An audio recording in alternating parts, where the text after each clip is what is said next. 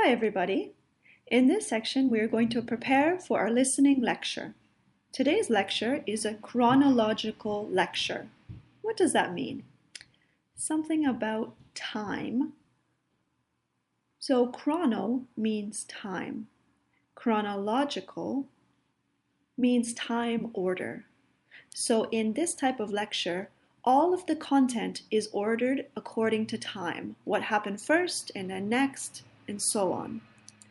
There are some cues for when you're listening to a chronological lecture. So you can have things like in such and such year, 2 years later, when he or she was 6 years old, in the year 2000, after 3 days, several years later. So these are the times, and then you have events, important things that happened during those times.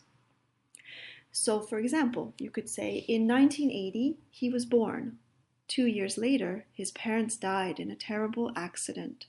When he was 6 years old, he started school. In the year 2000, he found his first job. After 6 days, he was fired. Several years later, he went back to school.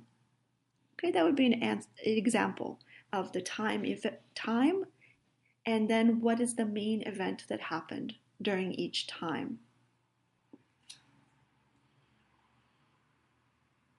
Okay, now we're going to move on to look at the example of Pompeii. Okay, you have different events and different times. So when you're taking notes for this lecture, on your piece of paper, please write down these different times. Over 2,000 years ago, in the year 79 CE, for 1,700 years, in 1748, as time went by, and today. Then draw a line, okay, a vertical line, and you're going to listen for what happened at those times. Take notes about what happened during each of those times. This will help you understand the lecture. Write down as many details as you can. So you want to leave a lot of space between each time. And these are all in order. Okay, let's get listening. Let's get started. So next exercise.